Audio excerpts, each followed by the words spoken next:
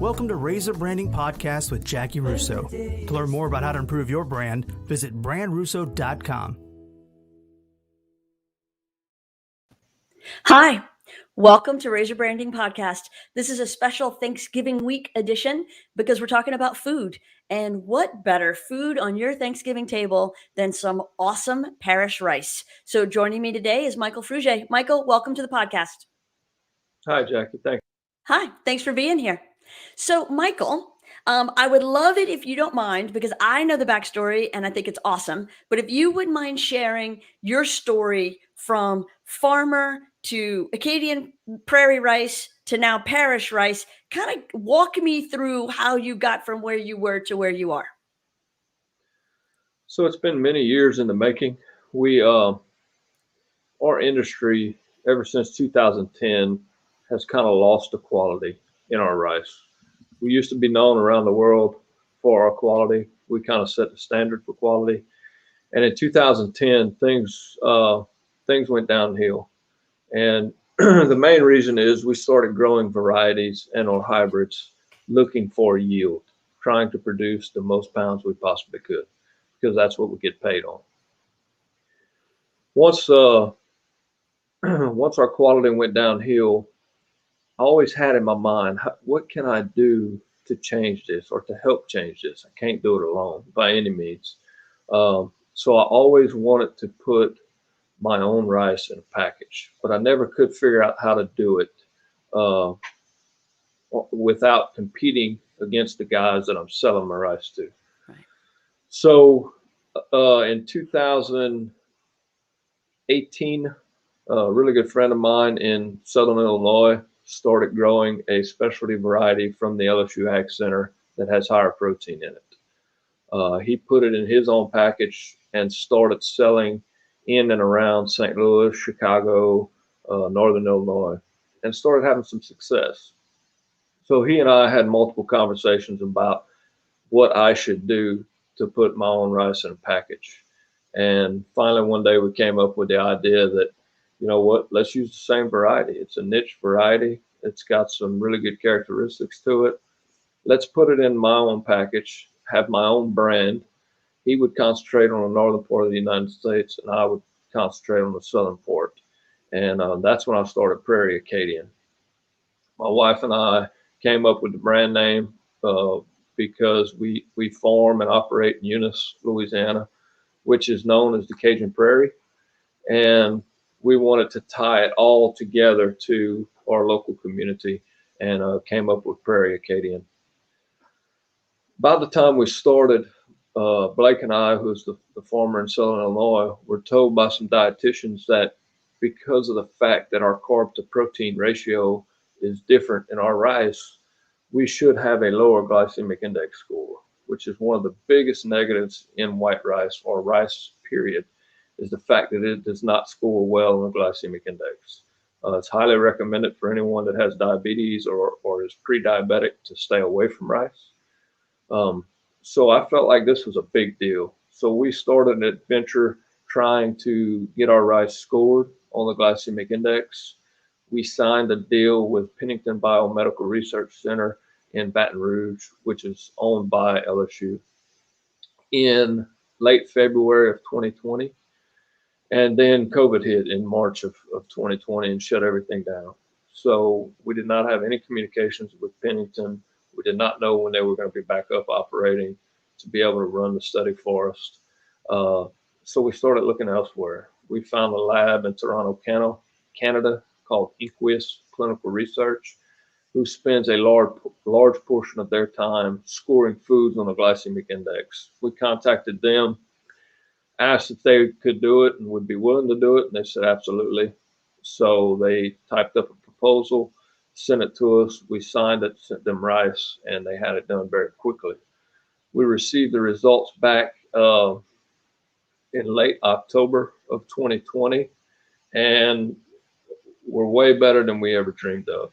We were hoping to see a 10, 15 point difference on the glycemic index, and we saw much more than that. Typically, white rice scores about a 70 on the glycemic index out of 100, which is in the high category. Ours came back as a 41 and fell in the low category. Once we got this information back, we knew we really had to do a good job of marketing and getting this information out there and using it to our advantage. So that's when I got in contact with Brand Russo. Actually, they got in contact with me, but Right. it ended up all working out. And after a 3-month market research project, the recommendation was made to capture the higher protein and the lower glycemic index score and change to Parish rice in order to do that. And that's how we come up with Parish rice. I love it. So I appreciate the value of a low glycemic score, especially for somebody with diabetes or pre-diabetes who's wanted to watch their carb intake. But I would imagine on the flip side of that, for athletes, we've got a whole story to tell there. Talk to me about how great this is for athletes who are trying to carb load. One of the first visits I ever made when I started this was LSU. Went to the campus. I made contact with the executive chef of the entire campus, who actually works for the Compass Group.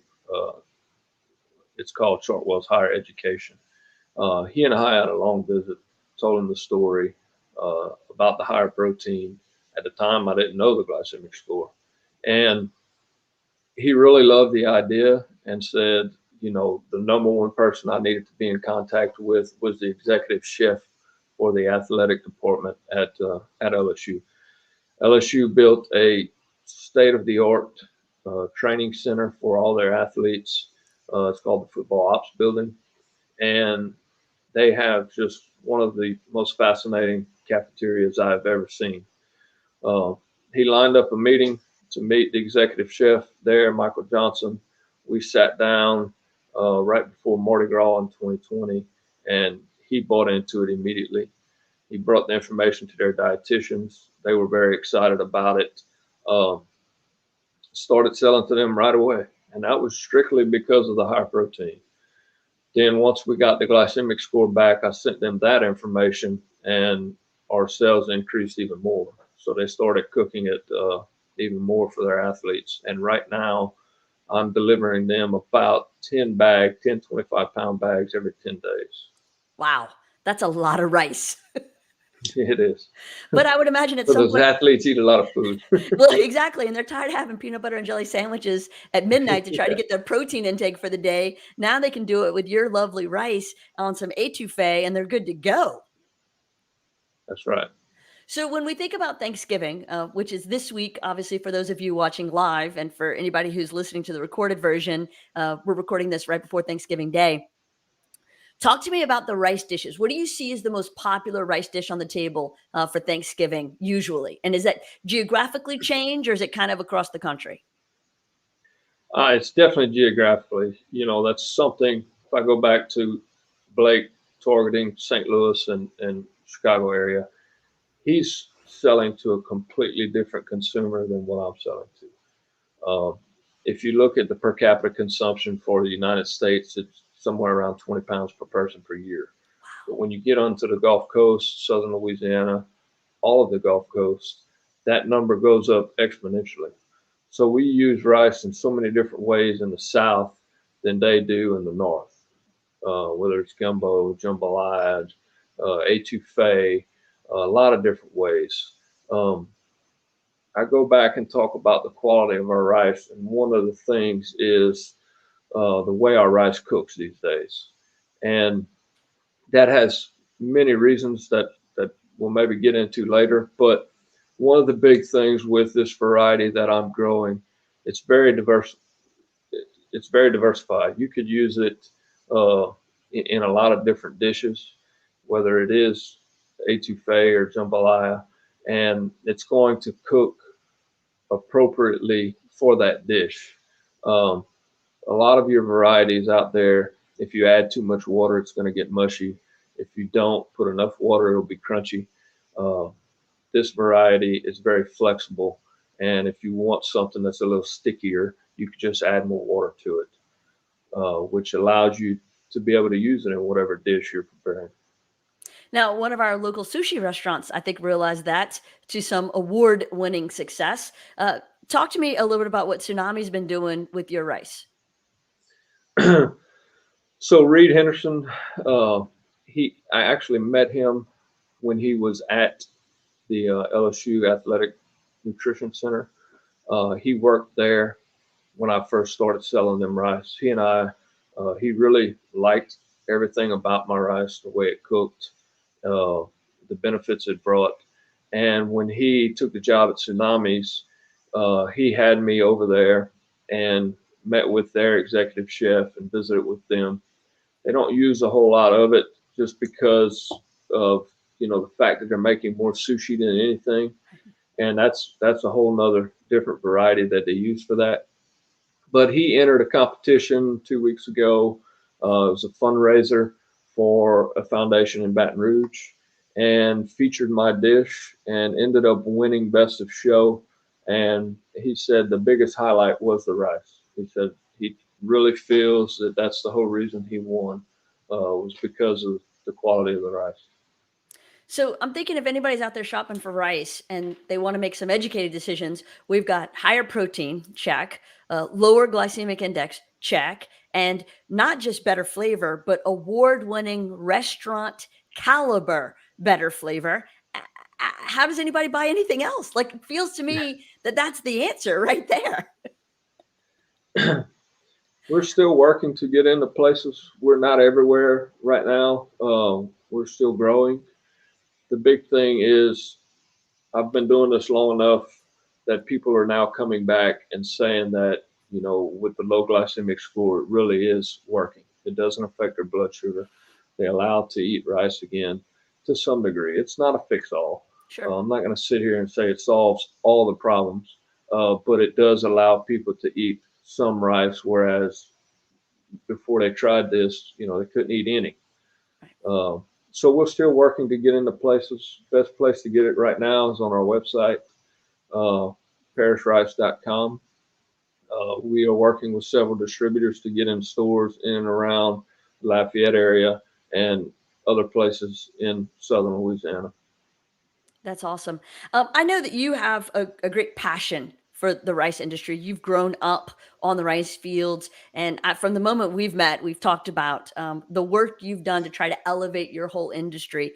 Talk to me a little bit about the challenges that you and all farmers face in this modern era, and how you're working through that collectively. It's really difficult because of all the regulations that we have, which it makes it difficult for us, but it's also a good thing uh, to some degree because it does allow us to provide the safest food in the world. Um, One of the biggest, I guess, challenges for us in marketing is people see things on TV, uh, lawyers advertising to sue for some ag product. And when the consumer sees that, they automatically think or worry that, well, these farmers are producing unsafe food. We go through so many regulatory steps in order to provide the safest food out there. We pride ourselves in that. We have to do so many things. Our margins are so thin and things are so expensive for us to produce a crop that we do the best job we possibly can in conservation, in stewardship, in order to be economically sustainable. Because that's our number one goal, is to keep going, to keep producing food for the everyday consumer. Uh, but just the stigma about U.S. agriculture is one of our biggest hurdles, and that's one of the things that I ultimately want to achieve with this product, is to have, or to be able to touch and speak and visit with the everyday consumer to teach them about what we do. I love when people come to the farm and see what we do, and majority of the time they're just blown away and fascinated at how we do things.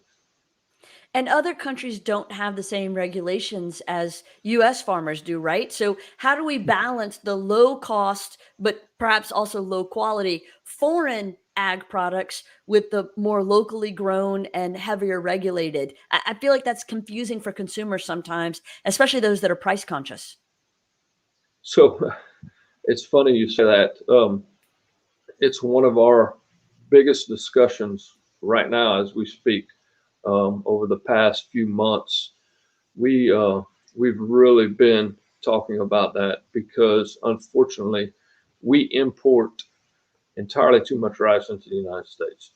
We basically import what we grow in the state of Louisiana, Wow. and we're trying to figure out how to combat that and how to uh, educate the consumer on the fact that we have the same products produced most likely in a much safer manner and is way more sustainable than importing into the United States.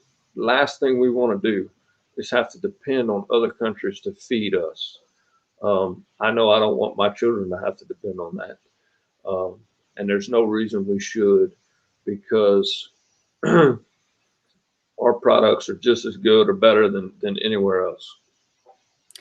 Duh, I'm confused, and maybe I'm wrong, but the way that I've read some of the articles, it sounds like the rules and regulations we put on our farmers to produce and sell their products domestically are not the same rules and regulations that farmers have in other countries. And so, is there any sort of a check safe they have to go through to import, or are you literally competing against people who don't have any of the same rules you have? We are, I mean, we're not on a level playing field. Right. They do have checks, that they have to go through. It's just not the same as us. And a lot of the big advantages or the things we battle is some of these countries are highly subsidized. And that's all things that are, monitored by the United States with WTO agreements and everything. So there are checks and balances. It just a lot of times it takes years to go through those processes in order to maybe slap somebody on the wrist for doing something wrong. Um, so we do, it's tough and it's an ongoing battle. It's an ongoing conversation, and it's something that we really try to pride ourselves on producing a good product and hoping that ultimately the consumer will want a good, sustainable product. Right. Now, when you talk about the variety that Parish rice is and how it's, higher protein, lower glycemic index, does that make it a GMO? Absolutely not. There is no GMO in rice. It's actually highly frowned upon and not allowed in rice. So some countries, for example, the EU has zero standard for GMO in rice. So we in the United States, because of the fact that we do send a little bit of rice to the EU, won't allow it in any sort of rice that we grow. So all the rice in the United States is GMO free. Interesting. I did not know that. How does someone change the makeup of rice? I mean, do you marry it? I mean, like, what do you do? How does that happen? That's so, fascinating to me. so it actually, it's a good analogy. Um, it's through the breeding process, just crossing different genetics, uh, and it takes time, a lot of time. We use, um, I say the breeders, public breeders at the LSU Ag Center and other places like University of Arkansas, Mississippi State, Texas A&M, they all have public breeders that work for these universities.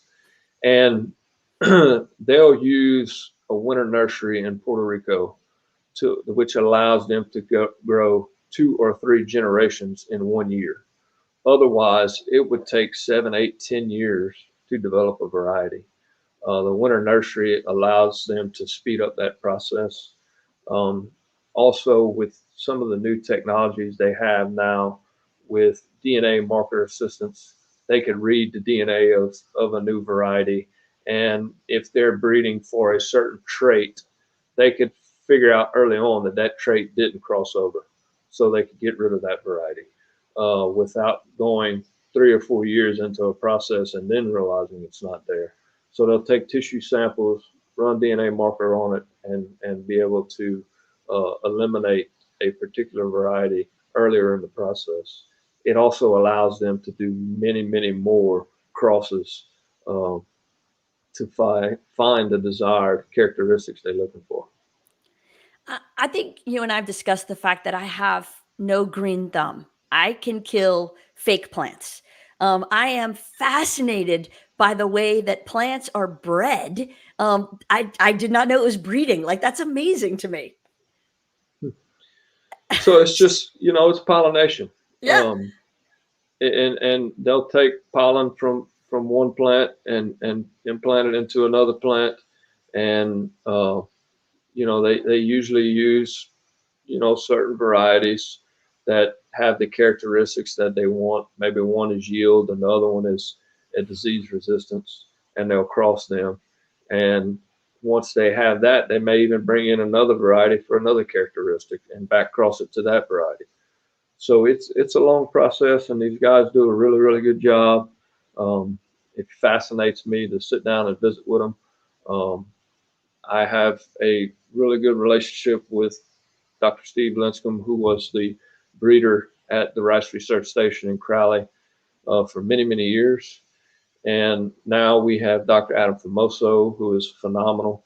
He's brought in a lot of new technology in order to speed up the process, like this DNA marker assistance technology that I talked about. And it just fascinates me to sit down with those guys and listen to the process of how they do things and how much they do in a given year. Right. Simone asks, when did you discover your passion for high quality rice versus high quantity? And do you ever look at other countries for inspiration on how to do things right or not right? So the whole quality thing, like I said, really came to light in 2010. Once our quality started going down and we started losing market share in other countries, we really, really depend on exporting rice in the southern United States. We have to export 50 or so % of what we grow Well, wait, because we do I don't not. mean to interrupt, but so we export and we import? Yeah, yeah. That doesn't make sense to me. So we export to countries, Central America, Mexico. Mexico is one of our biggest, if not the biggest. So we're exporting something that they like.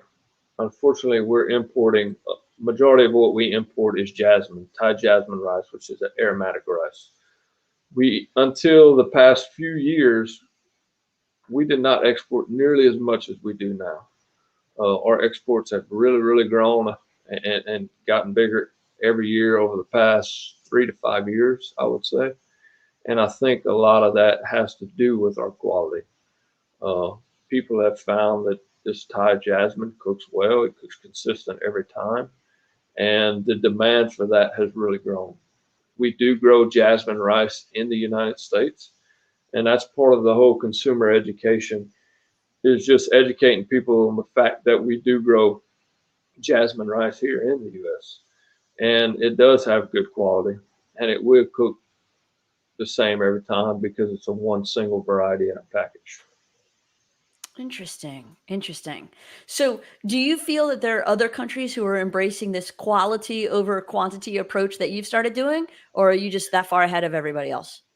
No, absolutely. So to answer Simone's question, that's kind of when my passion started, was when I started realizing that we were losing market share to places like Uruguay because they were producing a high quality product that they were using to take our market share in Mexico or to take our market share in other countries. So that's when I started trying to figure out what we could do to change our industry, to focus more on quality versus quantity. Right. Because I've had the opportunity to go to many other countries, and they do focus on quality. Uruguay knows exactly which variety they're growing for which country. And we just don't seem to do a very good job of that here in the United States. Right. Are you carrying on a family legacy of farming, or are you the first of your people to farm? My dad, he and I actually farmed together. He's been farming for, I guess, about 40 years. His father did not farm, but he got started through some of his uncles. He had many uncles that farmed, and he just kind of became a passion of his was to farm himself. He got started in the early 80s, and then I came on. Always wanted to growing up. Um, it was just very difficult to get into. Things are so expensive. It's really hard to get started. So I moved away in as soon as I finished college, went to work for a rice seed company, moved to Houston. We stayed there for 4 years, moved back to Eunice in 2009, and planted my first rice crop in 2010, along with my dad. That's awesome. Do you hope that your kids carry on the tradition? I do. I have three daughters. Hopefully, one of them will want to. Um, I think they could bring a lot to the table. You know, maybe not necessarily just physical farm work, but I think, having my daughters promote what we do or to be a part of the operation would just be an advantage. Right. I've noticed a lot of companies popping up in the Acadiana area who are taking our homegrown products, rice, sugarcane, etc., and using them for new products, mostly alcoholic beverages. Do you see that there's a lot of these kinds of ideas of how do I take what we've always done and find new ways and new inspirations to use it differently? Absolutely. And I think it has to do with the fact that we're operating on such thin margins in farming that we're always looking for ways to diversify our operations. Uh, Crawfish is a huge thing in South Louisiana. That's just another way that we diversify. We're not able to grow many other crops like they do north of us: corn, soybeans, wheat, milo. They grow so many different crops, but here in Louisiana, because of our climate, it just doesn't allow for us to be very successful in doing that. Sugarcane works, crawfish work, rice works. So any way we could diversify our operation, um, it is a big deal, whether it's, like you said, taking a locally grown product and making an alcoholic beverage, whether it's taking your own rice and putting it in your own package. More and more people are just trying to find ways to diversify. Right. You brought up crawfish, and there's a lot of people who watch and listen across the country who are not familiar with our ways, and they're missing a good thing. Explain, because I did not know this until I was an adult, and I think it's fascinating.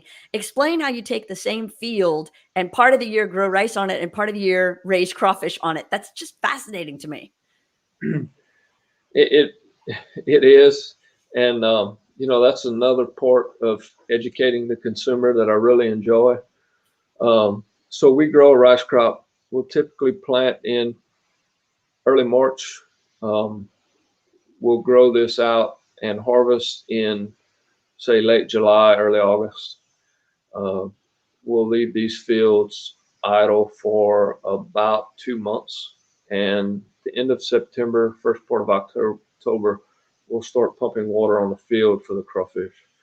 Um, Most of the time, we don't start catching crawfish till January, but there are some people, particularly south of I-10, that'll start in November and run a little bit November, December. But things really kick off as the springtime comes in the February, March, April. That's really when we're most productive uh, with the crawfish.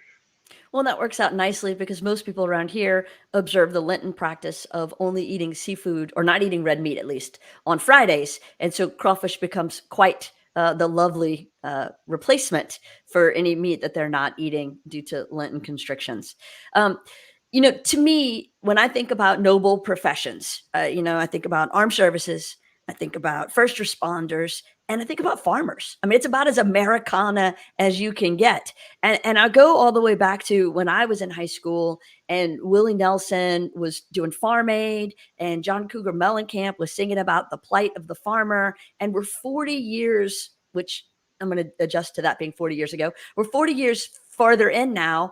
Is it getting better, or is the small local farmer having an easier or harder time competing against the bigger companies who seem to be kind of taking over? It sounded like. We don't necessarily have that issue in rice. We still have a lot of mom and pop operations, small farm. I mean, we're getting bigger. Even ourselves, on our operation, we continue to grow. So we are growing more acres per farmer, but it still is in South Louisiana, mostly local people growing local product. That's amazing. Have you ever thought about farming anything else? Yeah, again, we're always looking for ways to diversify. It's a really big challenge in South Louisiana with the amount of rainfall we get, the humidity, the hurricanes. Just our climate is it's very difficult for us to grow other crops. Right. But we're always looking. We're always open to discuss anything. Um, the number one goal for us is to be economically sustainable. So anything we can do to do that, uh, we try our best to do. That's awesome.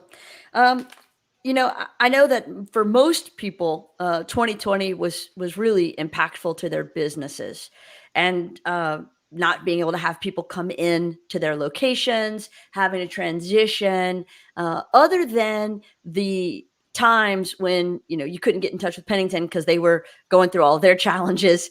Um, how much did it affect the farming community? Were people eating more rice, less rice? Was that a big impact on y'all at all?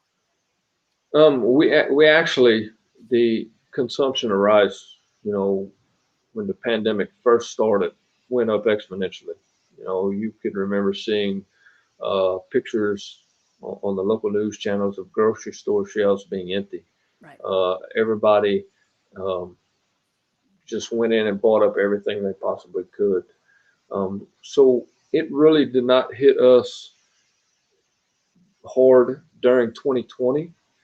Actually, middle to latter part of 21 has been much more difficult for us than 2020 was. We're having a very difficult time getting products, and that's products to keep our equipment running. That's anything that we rely on every day is getting harder and harder to get. Um, the scary thing is it looks like it could continue into 2022.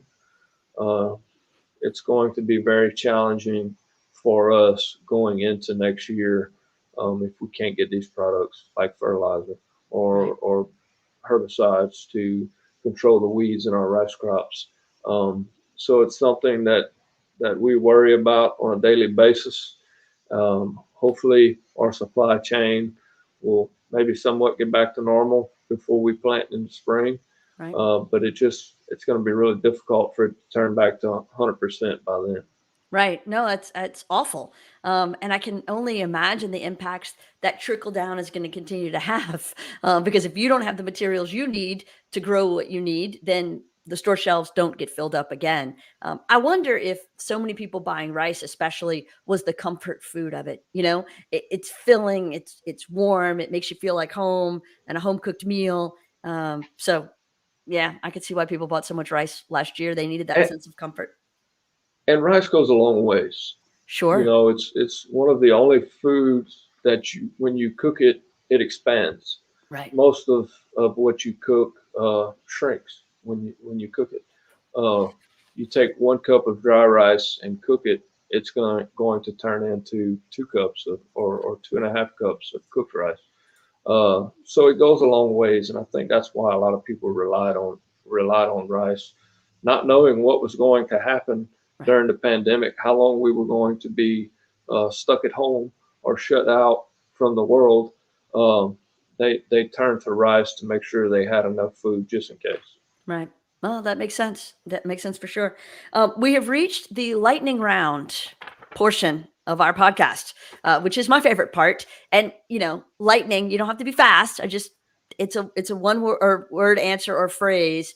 What is your favorite place on earth? The farm. Of course. What's a movie you can't turn off? Lonesome Dove. That's awesome. What TV show do you like to binge watch? Yellowstone. Okay, seriously, I just got into it this year because Slade dressed as Rip for Halloween and he looks just like him. So I was like, all right, fine, I'll watch it. And now in 2 weeks, I had to binge the whole thing to catch up. It is an amazing show. It is. I We did the same thing. We got turned on to it during the pandemic, middle Right. of 2020. So we had to catch up really fast. Yeah. And it's a good show. I think about you actually watching it now. I see some similarities, but maybe not in some of their extracurricular activities. And I would hope you've never I had hope to not. defend your farm the same way they have to defend their land. But that being of the earth, being incredibly connected to nature, that to me is a strong similarity in a good way. And it does have some similarities to agriculture because we are losing land every day to growing cities. So we are producing more food on less land. So we don't defend it in the same way they do, but it is a battle in some places. Here we are sitting in Lafayette, and Lafayette has grown exponentially in the Right. Youngsville, Broussard area. And a lot of that used to be sugarcane. Right. So we do have some of the same similarities. They just put it in a little different way. Well, I just think their story is maybe a little more dramatic than yours. But yes, I think Yeah, the right. root of it is the same. Yeah. What's your favorite book? I don't read very much. That's all right. uh, I forgot the name of it. One of our rice economists wrote a book, um, The Grains of the World, I think the name of it was. And it really interested me because he talked about long-term effects and the things that are really going to change agriculture, like water. Uh, and it was very interesting. That's fascinating. Um, it's fascinating to me that somebody wrote an entire book on rice. I just love that. How about podcasts? Do you listen to podcasts when you're out in the field working, or do you listen to music? I listen to music. Yeah. What is your favorite car or automobile? GMC Okay. truck. All right. Favorite festival? And I feel like I know the answer to this, but I'm gonna let you say it. I have to say the Rice Festival. I was thinking you would say the Rice Festival. Yeah. I mean, you could have gone with Crawfish Festival, but Rice Festival felt more right. Um, Right. what is your pettiest pet peeve? People not working. hmm hmm Part Favorite of the music? issues that we're dealing with today is because people are not working. No, I'm sure. I am sure. And especially working in fields that are hard, physical labor, challenging actual work. It's easy to sit at a desk in front of a computer. That's an easy job. Your job is a hard job. How about your favorite musician? George Strait. Okay. Now, are you a karaoke guy? Do I imagine Michael Frugé ever gets up on stage and does karaoke? No, not so much. No, negative. Favorite sport to watch? College football or college baseball. Sure. Go Cajuns? Yeah, I mean, I pull for all the state Okay. schools. All right. I went to LSU, so You kind go of support Tigers. for I get it. LSU. All right. Yeah, I'm just saying this year you may you may want to wear more red than purple. absolutely. That's right. Again, I feel like I know the answer to this one, but your favorite meal or food? Rice and gravy Yeah. of Yeah. any sort. What's your favorite way to treat yourself? Hunting. All right. And what hunting season are we in right now? Uh, just about all of them. Okay. Duck season, deer season. Gotcha. Gotcha. What's the question that I should have asked but didn't? Hmm. You could say I was thorough. That's all Why right. I'll take it. why do we do what we do? Why do you do what you do? It's just a passion to produce food for other people, knowing that we're feeding families, feeding kids, feeding the world. I couldn't have said it better myself. Michael Frugé, thank you for your time. Thank you for your effort. Thank you for your harvest. Thank you for putting food on our tables, and happy Thanksgiving. Happy Thanksgiving to you, and thanks for having me. Thanks for being here. And for everybody watching and listening, thank you all very much. And I hope you have a happy holiday as well.